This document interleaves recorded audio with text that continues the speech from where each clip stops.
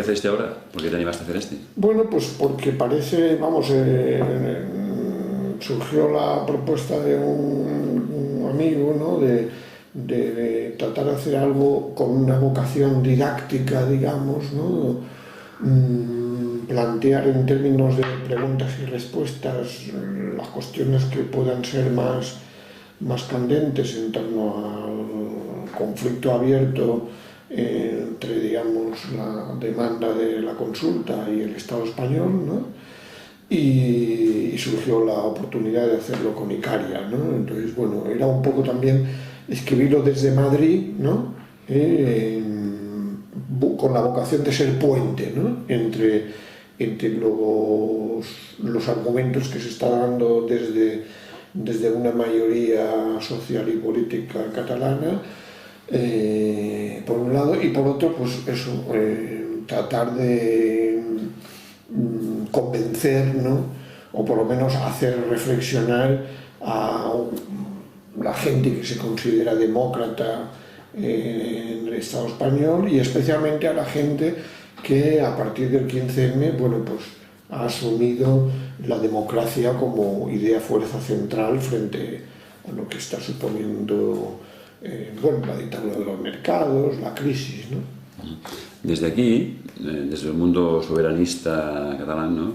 se dice a menudo de que se recrimina a la izquierda española y tal, que en este tema no se moja o se moja en contra, ¿no? Este libro, ¿cómo crees que encajará en este mundillo? Bueno, ahí está. Es decir, yo creo que hay cierto cambio, ¿no? Es decir, es verdad que la mayoría de la izquierda española ha sido reticente a asumir la defensa de los derechos nacionales de Cataluña, el pueblo vasco o gallego, ¿no? Es decir, no ha tenido voluntad de contrarrestar lo que podemos llamar el sentido común dominante español, ¿no? De que solo hay una nación, de que los nacionalismos periféricos son egoístas y demás, ¿no?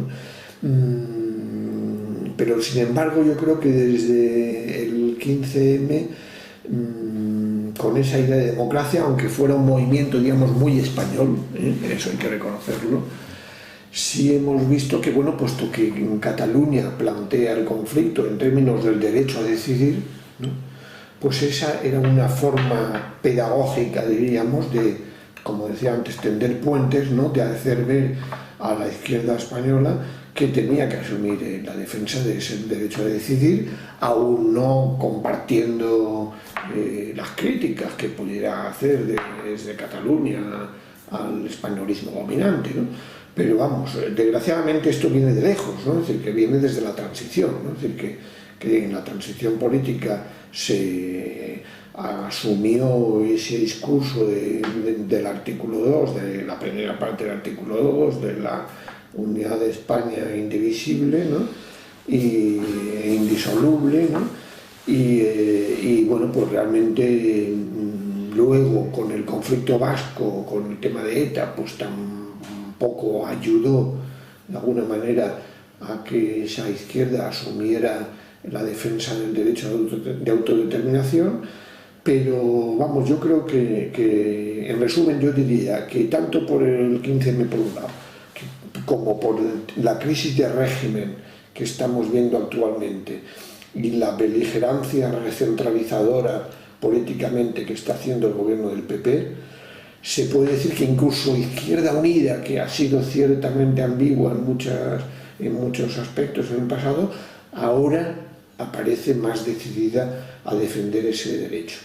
Luego está Podemos, ¿no? Es decir, el fenómeno Podemos, que es verdad que no se puede decir que haya puesto la defensa del derecho a decidir de Cataluña en el centro de su discurso, pero puesto que está poniendo claramente el acento en la defensa de la democracia, por lo menos, bueno, estamos viendo que los portavoces principales de Podemos, cuando se les pregunta sobre Cataluña, bueno, hay una defensa, ¿no? Hay una defensa del derecho a decidir. Entonces, bueno, ya digo, por la parte que me corresponde, y yo trato de que en el futuro, dentro de Podemos, esta defensa del derecho a decidir sea cada vez más clara, ¿no? Independientemente de los sentimientos nacionales que se tengan y aún respetando la diversidad dentro de Podemos, que es grande, ¿no? Es enorme. Pero yo creo que hay que exigir a esa diversidad que, bueno, puesto que está exigiendo democracia, la democracia implica exigir abiertamente también ese derecho a decidir de Cataluña, ¿no? La idea más general que se percibe es de que esta izquierda, Podemos y otros grupos, es de que, bueno, les parece bien que decidan los catalanes, ¿no? Pero que sabría mal que decidiesen independizarse, ¿no? Bueno, ahí está. Es decir, yo precisamente en el libro trato de explicar por qué está la exigencia de independencia adquiriendo tantos apoyos en Cataluña, ¿no? Es decir, que yo vengo de una corriente que hemos defendido siempre el federalismo, el confederalismo, ¿no? Pero claro, yo entiendo perfectamente que una vez agotada la experiencia del estatut, ¿no? Y verificada la actitud por parte del gobierno del PP y del propio Partido Socialista, pues entiendo que realmente esa reivindicación de la separación del Estado español esté justificada, ¿no?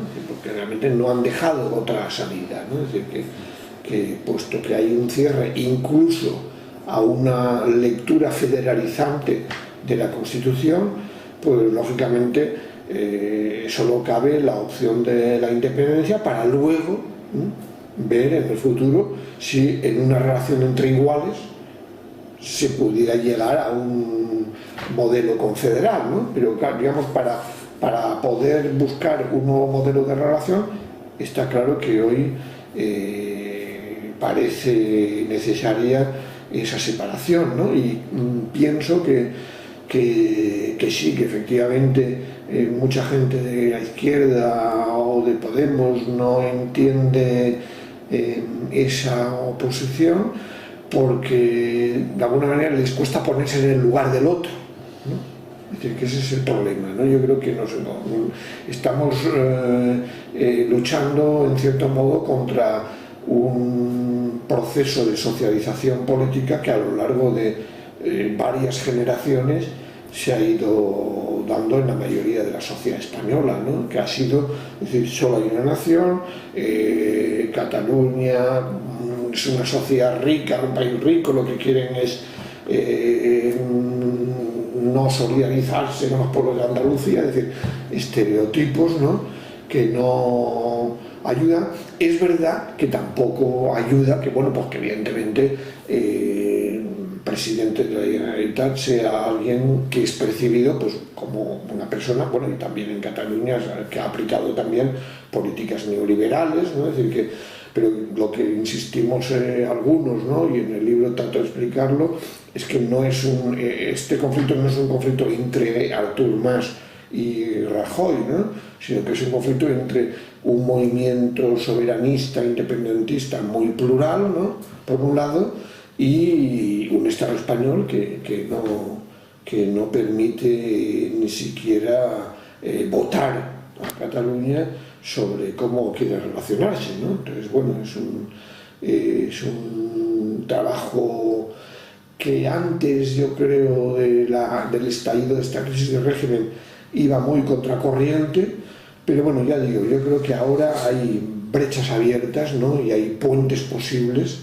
entre esa demanda de democracia y del derecho a decidir que emerge desde el 15M, las mareas, Podemos, ¿no? O ahora en Canarias, que estamos viendo también que están planteando una consulta sobre el petróleo y tal, y lo que se está planteando en Cataluña, ¿no? Es decir, que sería moderadamente optimista a medio plazo, ¿no? A corto plazo, evidentemente, está claro que hay un riesgo de confrontación abierta y desgraciadamente fuera de Euskadi o Euskal Herria y de Galicia no hay un movimiento de solidaridad con la demanda catalana como el que tendría que haber, ¿no? nosotros tratamos de organizar algunos debates, ¿no? A David Fernández va a venir próximamente a Madrid, va a presentar conmigo el libro, ¿no? Tratamos de organizar algunos actos, ¿no? Pero realmente cuesta, ¿no? Cuesta que gente en Madrid salga a defender ese derecho a decidir de los catalanes en unos momentos en los que evidentemente hay una confrontación abierta, ¿no? Y un riesgo de que esa consulta no se celebre con todas las garantías democráticas el 9 de noviembre, ¿no? Tú en el libro hablas a la vez del movimiento soberanista y del movimiento del 15M, los dos movimientos un poco relacionados. ¿Tú crees que funciona más o menos así? Bueno, es decir, el movimiento 15M es un movimiento con un rasgo español, digamos, es decir, hay que reconocer que no hay una asunción de la realidad plurinacional en el Estado, ¿no? Eso hay que constatarlo, ¿no? Pero también defiendo que hay ese puente posible entre Cataluña, Movimiento 15M, las Mareas y demás, a través de esa idea de democracia, ¿no? Es decir, a través de esa denuncia de lo que Podemos ha llamado la casta, ¿no? El régimen del 78, de la cultura de la transición, ¿no? Es decir, de ese respeto a los consensos que se impusieron a finales de los años 70, ¿no? Y en ese sentido, ya digo, es decir, no son movimientos paralelos, no naturalmente convergentes, pero creo que a través de esa confrontación con un enemigo común, diríamos, que es ese régimen, podría en el futuro forjarse alianzas, ¿no? Pero obviamente no es fácil, ¿no? Pero bueno, ya digo, mi experiencia es que, bueno, que he podido ir a algunas asambleas del 15M, que he podido hablar de la cuestión catalana, ¿no? Y eso en el debate, por ejemplo, que ahora está desarrollándose en Podemos, pues la consulta catalana aparecía ahí como un tema en más de un documento, ¿no? Es decir, no sabemos lo que votará la gente al final de Podemos, si esto se incluye en documento político final que pueda surgir de esa asamblea, pero en todo caso está en la agenda política de Podemos, ¿no? Esta cuestión. Y 15M, claro, como estructura organizada hoy está en relativo declive, pero hay un espacio 15M que se ha generado, hay unas mareas que precisamente, como en el caso de Madrid, la marea blanca pues ha defendido también el derecho a referéndum, celebró una consulta popular alternativa, ¿no? Entonces, bueno, ya digo, el derecho a decidir, si lo planteamos para decidir no solo si Cataluña quiere ser independiente o no, o si en sanidad se quiere paralizar un hospital o no, y lo planteamos en términos generales, decidir sobre qué país queremos, ¿no? O qué sanidad queremos, qué educación queremos, ¿no? Qué servicios sociales, ¿no? Bueno, pues ahí puede haber esa futura convergencia, ¿no? El problema es que, claro, los ritmos no son los mismos, ¿no? Y obviamente hoy nos encontramos, como decía antes, ¿no? Con una confrontación entre esa mayoría soberanista catalana y el Estado español, que se encuentra con una relativa desmovilización del propio 15M, ¿no? Y con la canalización de lo que era el 15M, las mareas y demás, más hacia una perspectiva electoral, ¿no? Que es la que estamos viendo de cara a las municipales y autonómicas y generales del próximo año, ¿no? Pero en fin, en todo caso yo confío en que si se avanza en esa, aunque a corto plazo no se pueda dar esa solidaridad con la fuerza necesaria en el resto del Estado. Esperemos que en el futuro se profundice esa crisis del régimen, ese declive de los dos grandes partidos que se oponen al derecho a decidir de Cataluña, y que fuerzas como Podemos, Izquierda Unida, ECU, ¿no? Pues realmente ofrezcan en el futuro esa salida del respeto al derecho a decidir, que claro, que significaría abrir una ruptura democrática en todo el Estado, ¿no? Lo ideal sería que Cataluña fuera de alguna manera la vanguardia, diríamos, de ese proceso de ruptura, ¿no? Y que recogiéramos el testigo desde fuera de Cataluña para realmente abrir nuevos procesos constituyentes en todo el Estado, ¿no? A veces oímos, hay quien dice que ojo, que con un exceso de democracia igual restas capacidad de luchar contra unos poderes económicos que están por encima de los estados, de los países, ¿no? Que igual no le va tan mal que la gente discuta matices democráticos y que impida combatir a esos poderes que, bueno, están un poco por encima, ¿no? Que de los estados, los poderes económicos y financieros, ¿no? Que mandan desde, no sé, desde la City o desde Bruselas o donde sea, ¿no? Y esas discusiones de más democracia que se piden aquí, ¿no? No lo ven como un rival peligroso, ¿no? Creo que desde arriba sí que ven esa demanda de democracia como un rival peligroso, ¿no? Es decir, que ya sabes que Botín, ¿no? En su último discurso en Milán, ¿no? Decía, lo que le preocupaba eran Cataluña y el conflicto catalán y Podemos, ¿no? Es decir, que realmente lo que estamos viendo es que sí, que los de arriba están muy nerviosos, ¿no? Porque están viendo ellos que siguen las encuestas, ¿no? Y la doxología que llamamos, ¿no? Es decir, la evolución de la opinión pública, están muy nerviosos porque están viendo que hay un rechazo creciente a los dos grandes partidos, a la monarquía, ¿no? Bueno, también con la Unión Europea pues hay una decepción, ¿no? Una parte importante de la ciudadanía con lo que se está dictando desde Bruselas, ¿no? Y bueno, pues evidentemente frente a eso, pues claro, lo que hace falta es democracia, ¿no? Como alternativa, una democracia pues evidentemente que combine formas de participación directa con formas de participación representativa, ¿no? Pero que desde luego no impida que en las grandes cuestiones se consulte a la ciudadanía, ¿no? Porque además, claro, lo que hemos visto también es que desde el estallido de la crisis, el agravio comparativo con las élites políticas y económicas ha sido enorme, ¿no? Es decir, que la corrupción antes había una tolerancia relativa, ¿no?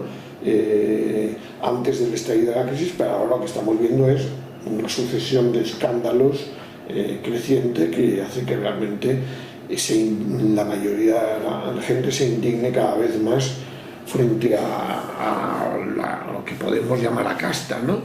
Que también en Cataluña habéis tenido con el pujolismo su expresión, ¿no? Entonces, ya digo, yo creo que lo que se plantea es realmente refundar la política, ¿no? Refundar la democracia y también refundar Europa, ¿no? Es decir, que evidentemente son retos que no se plantean en un año o en dos, ¿no? Pero sí, y creo que estamos asistiendo a un fin de época, ¿no? Es decir, o sea, todo el edificio, ¿no? Que se generó a partir sobre todo de los años 80, ¿no? Y luego a partir del 2000 con el euro y tal, todo ese edificio de la Europa en ascenso y de un capitalismo español que iba a estar en la Champions y demás, todo eso está descomponiéndose, ¿no? Entonces, bueno, no sabemos muy bien cómo va a ir naciendo algo nuevo, ¿no? pero está claro que las cosas no van a seguir como antes, ¿no? Es decir, que, entonces, bueno, en ese proceso, pues claro, yo creo que es importante, aquí no hablo mucho en el libro, pero claro, es importante ver que son retos tan grandes que no lo podemos plantear solo a escala catalana o a escala española, ¿no? Es decir, que hay que plantearse que frente a una crisis tan gorda como la que está viviendo el capitalismo hoy, ¿no? Como la de la Unión Europea, por lo menos los pueblos del sur deberían buscar fórmulas también de confluencia y de convergencia para desafiar a la troika, ¿no? Desafiar los dictados de eso que tú decías, ¿no? De ese gran poder financiero, ¿no? Que funciona por encima de los estados. Yo menciono de pasada en algún momento, ¿no? Lo que llamamos la lex mercatoria supraestatal, ¿no? Es decir, realmente esa dictadura de los mercados que llamaba el 15M, ¿no? Entonces obviamente eso obliga a tener en cuenta que necesitamos de una relación de fuerzas, hablando en términos clásicos, que vaya más allá de una nación o de un estado, ¿no? Y eso es lo que yo veo también, que bueno, por lo menos en Cataluña también se está planteando, ¿no? Frente al catastrofismo de los que se oponen al derecho a decidir o a la independencia, de que esto sería un desastre, ¿no? La economía irá muy mal y demás. Hay que decirles que no, que depende, que además incluso esos poderes económicos no son tan tontos como para digamos, dedicarse a boicotear una Cataluña independiente a los 4 días, ¿no? Porque tienen también sus propios intereses, ¿no? Entonces, bueno, yo creo que ahí hay una prueba de fuerzas abierta en los próximos años, ¿no? Es decir, o varias pruebas simultáneas, ¿no? Porque estamos discutiendo cómo resolver el conflicto nacional catalán, pero como también resolver el problema del paro, como el problema de la deuda, que es fundamental, que se plantearía desde el primer día en el caso de que Cataluña fuera independiente, ¿no? Entonces, bueno, pues yo creo que se plantea cómo articular, ¿no? Resolución del conflicto nacional con la cuestión social. Yo, claro, en el libro, pues un poco implícitamente y algunas veces explícitamente, claro, me recuerdo un poco lo que defendían pues personas como Joaquín Maurín, ¿no? Es decir, que era esa voluntad de alguna manera de que cuestión social y cuestión nacional no vayan cada una por su lado, sino que se articulen, ¿no? Como también hemos visto en Escocia, ¿no? Es decir, en Escocia hemos visto como ahí ha habido una reivindicación de la independencia, pero articulada como un rechazo a las políticas neoliberales que venían de Londres, ¿no? Entonces, bueno, no han triunfado, pero sí han obligado al propio Cameron a tratar de ofrecer una tercera vía, y en todo caso han dejado muy claro pues, que cuestiones como la sanidad, ¿no? pues son cuestiones centrales que no puede tocar, ¿no? Tanto en Escocia como en Cataluña, uno de los debates que ha habido es si se independizan, estarán o no estarán en Europa, ¿no? Y no sé muy bien si es bueno o malo estar o no estar en Europa a estas alturas, ¿no? Bueno, claro, ahí está. Yo personalmente, claro, yo soy de la gente que estuvimos en contra del euro, de la eurozona, del Tratado de Maastricht, ¿no? Y ahora, y entonces, claro, yo en su momento yo habría sido partidario de no entrar en esa Unión Europea, ¿no? Una Unión Europea que ya reflejaba un proyecto neoliberal abiertamente, ¿no? Yo creo que ahora, evidentemente, en el caso de que Cataluña fuera independiente o que hubiera un cambio de régimen en el Estado español, yo creo que sí, que habría que plantear una refundación de Europa y en todo caso empezar cuestionando la obligación del pago de la deuda, ¿no? Es decir, el pacto fiscal, ¿no?, que aprobaron los distintos gobiernos, ¿no?, del cumplimiento del déficit, ¿no?, con la reforma, en el caso español, del artículo 135 de la Constitución. Es decir, lo que un economista francés, ¿no?, Michel Luchon, llama desobedecer para reconstruir Europa.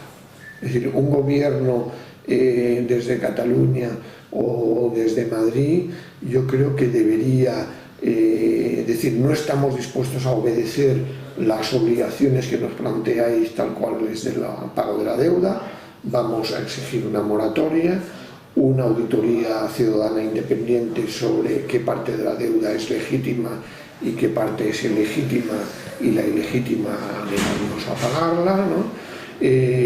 Cuestionar ese pacto fiscal, ¿no?, de cumplimiento del déficit, ¿no? Y bueno, a ver cómo responde ante esa desobediencia la Troika, ¿no?, la Comisión Europea, el Banco Central Europeo, ¿no?, y asumir el riesgo de que echen digamos, a un gobierno en Cataluña, a un gobierno en Madrid de la eurozona, ¿no?, asumir ese riesgo, ¿no?, que es lo que están planteando también en Grecia, ¿no? Es decir, que Syriza también plantea que en el caso del gobierno también obligaría por lo menos a una reestructuración de la deuda, ¿no?, a una renegociación, ¿no? Es decir, yo creo que habría que cuestionar esa refundación de los capitalismos europeos que estamos asistiendo hoy. No están refundando Europa, no están refundando sus capitalismos respectivos, ¿no?, como escribía recientemente un colega también, Fernando Luengo, ¿no? Entonces, eso yo creo que tiene que ser muy claro, pero evidentemente no para caer en un repliegue nacional estatal, ¿no?, sino para apostar por otra Europa, empezando por, como decía antes, la confluencia entre los pueblos del sur. Es decir, por lo menos tratar de crear una eurozona del sur, diríamos, ¿no? Eso sería lo ideal, ¿no? Pero obviamente, claro, también depende de qué gobiernos haya en Portugal, haya en Italia. Estamos viendo como en Francia también hay fuerzas que están planteando esa alianza de Europa del Sur, ¿no?, en la que ellos incluirían, ¿no?, como alternativa también a esa extrema derecha xenófoba que está defendiendo salir del euro, pero claro, para proponer un modelo nacional, estatal, chauvinista, ¿no?, y xenófobo, ¿no? Y bueno, frente a ese repliegue nacional estatal, le digo, lo lógico sería, es decir, no renunciamos a esa dimensión europea porque hay una interdependencia económica creciente que se ha ido desarrollando durante todo este tiempo, pero desde luego no en el marco institucional y autoritario en el que hoy se desarrolla la Unión Europea, ¿no? Un par de cosas más. Leyendo el primer capítulo tuyo, reconstruyendo otra vez la historia de Cataluña y España, uno tiene la sensación un poco de que más pronto o más tarde teníamos que llegar a donde estamos, ¿no? Porque hace mucho tiempo que se arrastra este debate de Cataluña, España. Es difícil concebir que más pronto o más tarde no llegásemos a un momento en el que se plantease esta cuestión. No sé si es inevitable o la evolución de los hechos hará que en el futuro ya no sea así, ¿no? Pero bueno, repasando toda la historia, ¿no?, dices, bueno, es que llevamos muchos años con este debate, ¿no? Sí, sí, efectivamente, ¿no? Yo creo que si se conoce mínimamente la historia de las relaciones entre Cataluña y el Estado español, ¿no?, se constata, como decía ayer en la presentación de mi libro mi amigo Gerardo Pisarello, que Cataluña se ha movido en el marco hasta prácticamente los últimos años de una propuesta federalista que ha chocado sistemáticamente con Madrid, ¿no? Entonces, claro, tras las repetidas experiencias de derrotas o de fracasos, ¿no?, en ese tipo de propuestas, ¿no?, sobre todo a partir de Bueno, evidentemente yo recuerdo ahí 1640, 1614, pero sobre todo es, pues claro, luego la Primera República, ¿no? Y luego el 98, ¿no? El 98 como punto de inflexión clave, ¿no? Y claro, las experiencias mismas de 1918 con Cambó, ¿no? E incluso como ministro en el gobierno español, ¿no? Es decir, y como él mismo luego lo deja bueno, ahí luego pues surge una izquierda republicana que quiere ir más allá, pero que incluso en la Segunda República plantea una propuesta federal, pero que tampoco es aceptada por Madrid. Pues claro, ya digo, todas estas experiencias que culminan en el estatuto, ¿no? Pues llegan a comprobar que sí, que ya el paso siguiente inevitablemente iba a ser el derecho a la secesión, ¿no? El derecho a la independencia, ¿no? Es decir, que es verdad que es un poco, es decir, no se podía, digamos, predecir en el 78, ¿no? Porque claro, cuando discutes en Madrid, la gente de Madrid dice, bueno, pero Cataluña votó el 80% a favor de la Constitución. Y dice, claro, pero lo que tenéis que preguntaros en Madrid es cómo después de todos estos años hay ahora un 80% que está por el derecho a decidir y ya no se reconoce en esa Constitución, ¿no? Es decir, que realmente se ha llegado a un punto de falta de reconocimiento de la identidad nacional catalana por parte del Estado español, de rechazo a cualquier forma de relación que pudiera ser entre iguales, que se entiende que el paso ahora que se quiere dar sea la independencia, ¿no? Y la pregunta más difícil de todas, ¿qué crees que va a pasar? Bueno, yo, claro, en un artículo reciente en Público también decía, no sé muy bien si el día 9 de noviembre, no sé si va a haber urnas ese día, ¿no? Pero lo que sí sé es que en cualquier caso, si no hay un cambio de actitud por parte del Estado español, la desafección ciudadana hacia el Estado español y la aspiración independentista en Cataluña van a seguir aumentando, ¿no? Es decir, que ese es el pronóstico, ¿no? Es decir, puede que haya frustración en unos sectores de la sociedad catalana, puede que haya mayor radicalización en otros, vamos a ver. Es decir, yo confío en que de aquí al 9 de noviembre realmente bueno, la Asamblea Nacional Catalana y toda una serie de sectores que están presionando y fuerzas políticas a favor del derecho a la consulta, porque ahora lo que nos encontramos es con una suspensión cautelar, ¿no? No con una prohibición expresa. Es decir, vamos a ver hasta qué punto este movimiento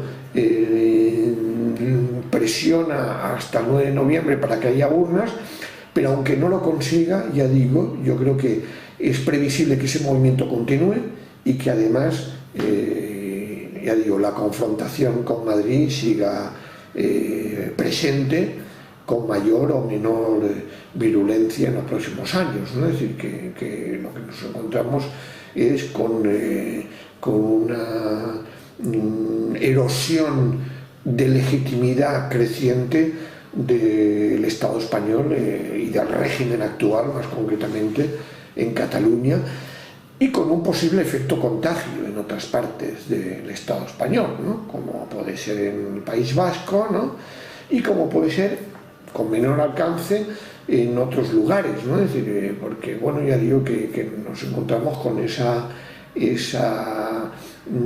crisis de legitimidad también del régimen en el plano social y en el plano político-institucional, ¿no? Entonces, bueno, yo creo que vamos a asistir a un proceso de inestabilidad política y social en el que confiemos en que Cataluña, bueno, pues ayude a que también en ese contexto pues la confluencia con el resto del Estado se pueda dar. Es decir, si ahora no logran celebrar la consulta, que en los próximos tiempos pues realmente se pueda avanzar en esa aspiración a la ruptura democrática con el régimen actual, ¿no? Pero además vemos que hay otros desafíos, ¿no? Es decir, en Canarias acaban de anunciar una consulta el 22 de noviembre sobre la cuestión del petróleo, ¿no? Que definen allí, incluso convocada por el gobierno canario, ¿no? Entonces, bueno, esto conecta también con lo que se está planteando desde Cataluña, ¿no? Es decir, yo creo que no puedo predecir lo que va a pasar el 9 de noviembre, pero desde luego pienso que la exigencia de democracia desde Cataluña y otras partes del Estado va a seguir adelante.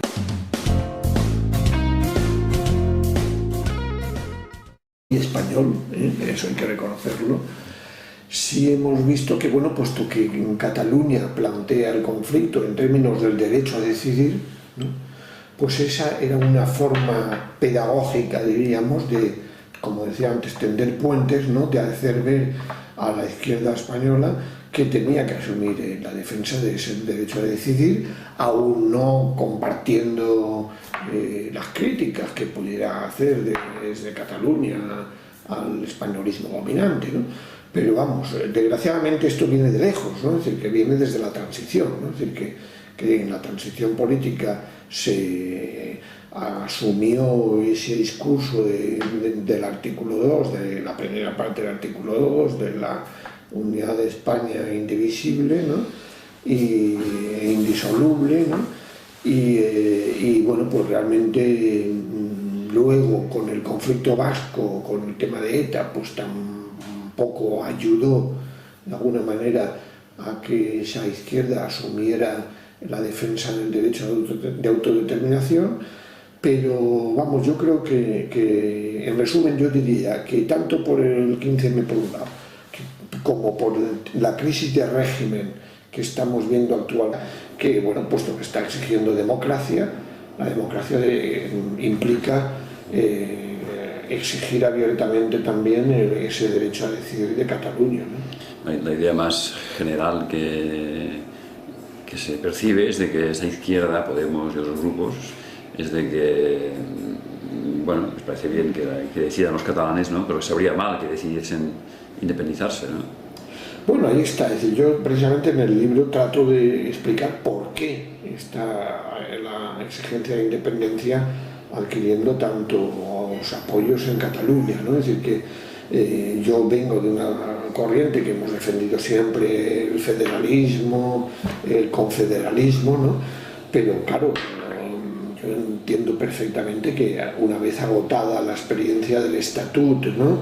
Y verificada la actitud por parte del gobierno del PP y del propio Partido Socialista, pues entiendo que realmente esa reivindicación de la separación del Estado español esté justificada, ¿no? Porque realmente no han dejado otra salida, ¿no? Es decir, que puesto que hay un cierre incoherente y la beligerancia recentralizadora políticamente que está haciendo el gobierno del PP, se puede decir que incluso Izquierda Unida, que ha sido ciertamente ambigua en muchos aspectos en el pasado, ahora aparece más decidida a defender ese derecho.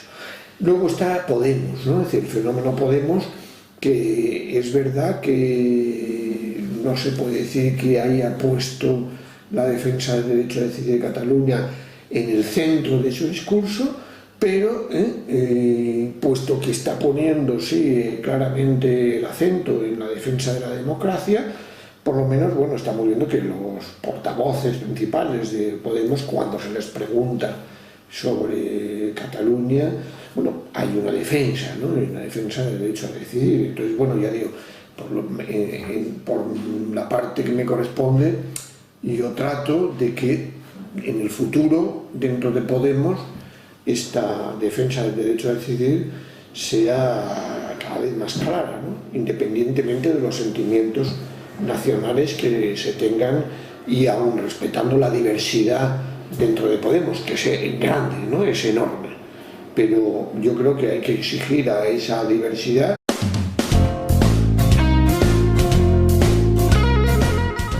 qué hace este ahora? ¿Por qué te animaste a hacer este? Bueno, pues porque parece, vamos, surgió la propuesta de un amigo, ¿no? de tratar de hacer algo con una vocación didáctica, digamos, ¿no?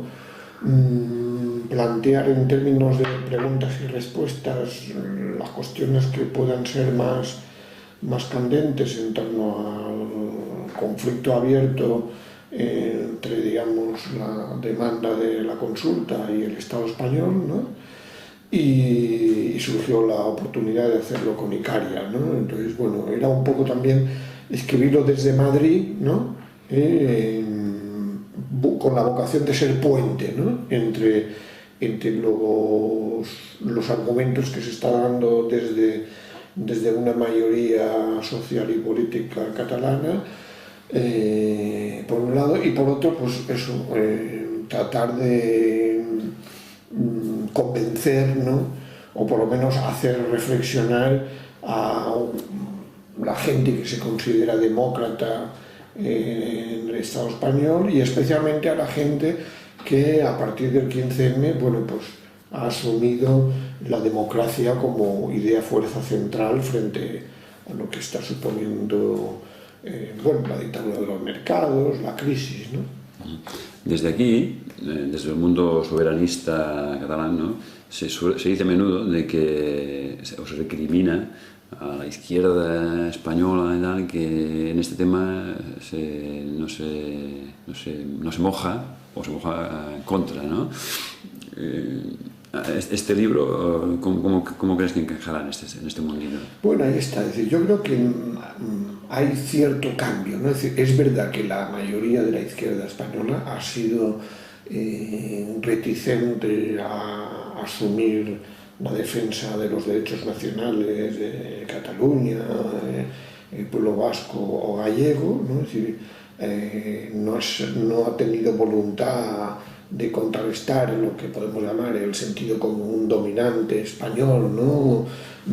De que solo hay una nación, de que los nacionalismos periféricos son egoístas y demás, ¿no?